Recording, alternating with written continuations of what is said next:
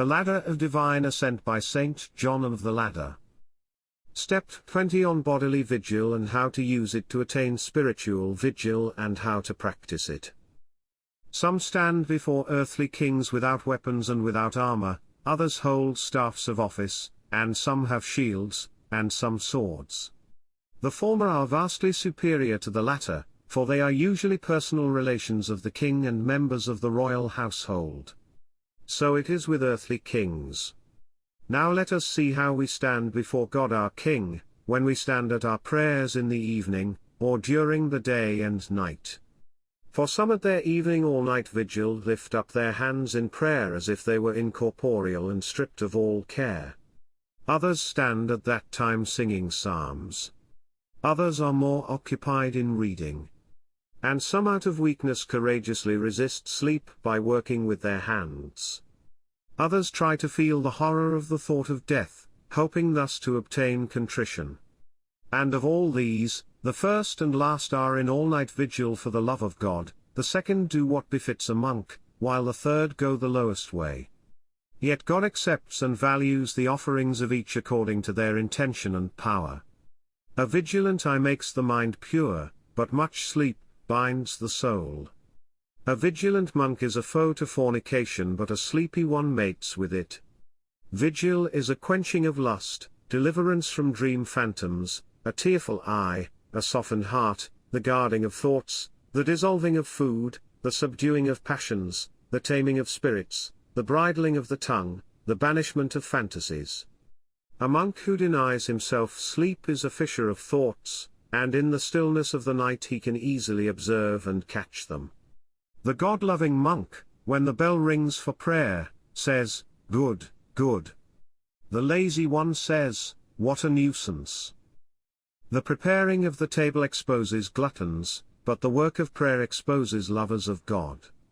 The former dance on seeing the table, but the latter scowl. Long sleep produces forgetfulness, but vigil purifies the memory.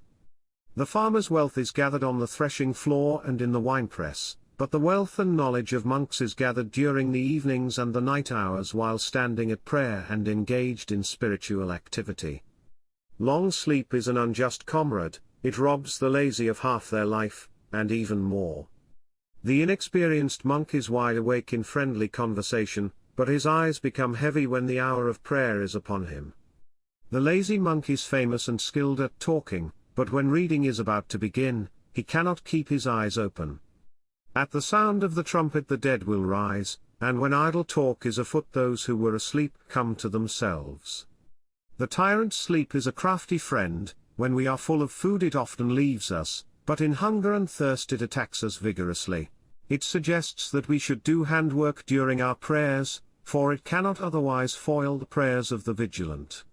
It first enters into conflict with beginners in order to make them negligent from the very outset or to prepare the way for the demon of fornication. Not until we are freed from this should we beg to be excused common worship, for often shame keeps us from dozing. The hound is the enemy of the hares, and the demon of vainglory is the enemy of sleep. When the day is over, the vendor sits down and counts his profits, but the ascetic does so when the psalm singing is over. When prayer is finished, wait soberly, and you will see that swarms of demons, as if challenged by us, try to invade us after prayer with absurd fantasies. Sit and watch, you will see those who are in the habit of snatching away the first fruits of the soul. It may happen that continuous meditation on passages of the Psalms is prolonged into the hour of sleep. And it may happen that the demons put these passages into our mind in order to lead us to pride. I would not have mentioned the third case, had not someone forced me to do so. The soul which has spent all day unceasingly engaged with the word of the Lord will love to be occupied with it in sleep too. For this second grace is in a special sense a reward for the first and helps us to avoid falls and fantasies. This is the 20th step. He who has mounted it has received light in his heart.